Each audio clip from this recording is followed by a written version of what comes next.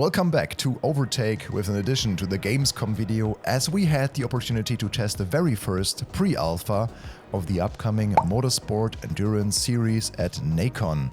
In addition to publishing video games, Nacon also designs hardware and took the opportunity to show off their first direct drive 9Nm wheelbase bundle under the Revosim brand.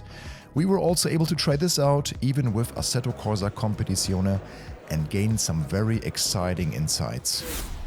Let's start with the hardware before we turn to Motorsport Endurance Series. Nacon wants to be on the market for Christmas 2024 with this direct drive bundle called Revosim Pure and compete with manufacturers like MOZA, Fanatec and others.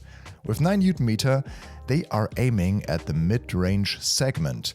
The design of the wheelbase actually looks like a fusion between the two mentioned brands, and the quick release also looks familiar from MOZA Sim Rig or PXN.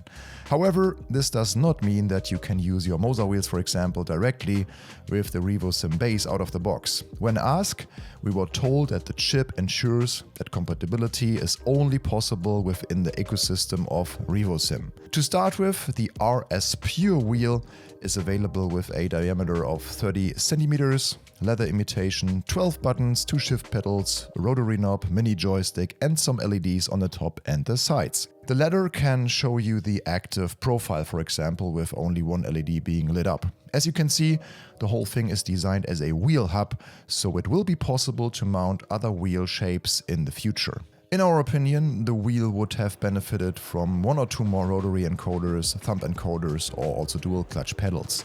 A cool detail is the smartphone holder, which is mounted with a slot nut in the slats of the wheelbase, allowing you to transfer telemetry to the Revosim app via Bluetooth and use your phone as a dashboard. It's a very cool idea.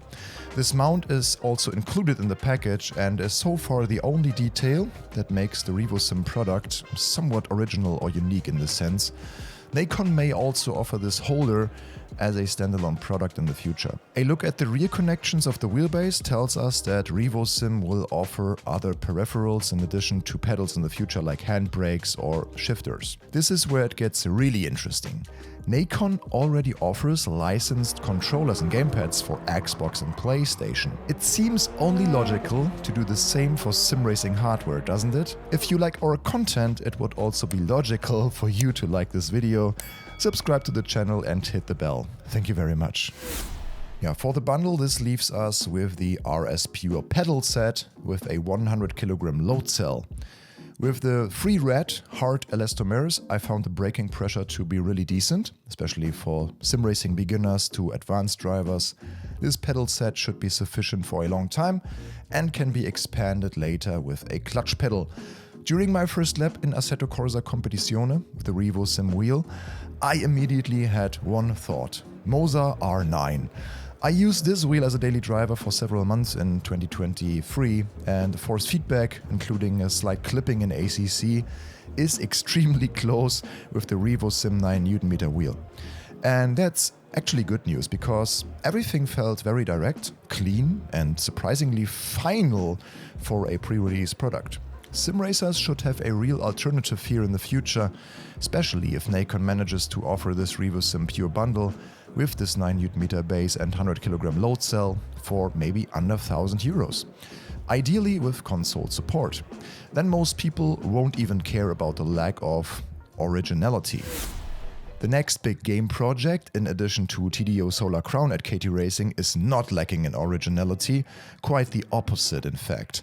Endurance Motorsports Series can be seen here in an early version. Sound, handling, car models and graphical details are still far away from the final product, so we can't give you a detailed verdict yet.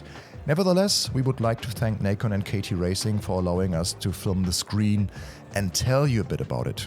The basic idea of the title brings a breath of fresh air to the racing genre, as the approach is based on a team experience with in-depth management aspects during an endurance race. You can take on the role of driver or engineer, switching between the cockpit and the command post at any given time with the swap button. If you play alone, the AI takes on the other role. Especially cool We can also manage 2 cars at the same time, optionally in different classes.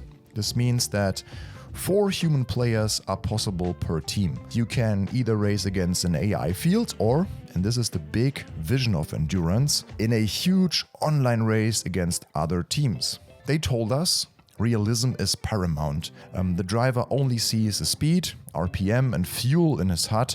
You won't find things like your position or even a track map, just like in real motorsports. You'll get all additional information from the guys in the pit lane. When you sit there in the pits, you have access to a number of screens that can be easily controlled also using the steering wheel and a few buttons. Only here are weather radar, stint planning, car damage overview, managing the AI driving style and more. Similar to F1 Manager, we can instruct our drivers to drive more aggressively or defensively with less risk. In multiplayer or co-op, you are not limited to one role. You should be able to switch at any time, not just when the car goes into the pits. We've already been able to drive with a steering wheel here, so the title is being developed from the ground up based on the engine of WRC and TDU Solar Crown with steering wheels in mind. Whether it will be a hardcore sim racing feel remains to be seen. So far, the force feedback and driving experience has been rather rudimentary. The AI also was not even close to where it should be in our demo race at Fuji. However, elements like full course yellow or a weather change already worked. The track details, pit stops and lighting also make a good first impression. There is definitely a lot of work to be done before 2025, where they aim for a release. The ideas are great though. The biggest competition for the sim racing target group is certainly Le Mans Ultimate, which will be hard to beat in terms of handling and physics simulation.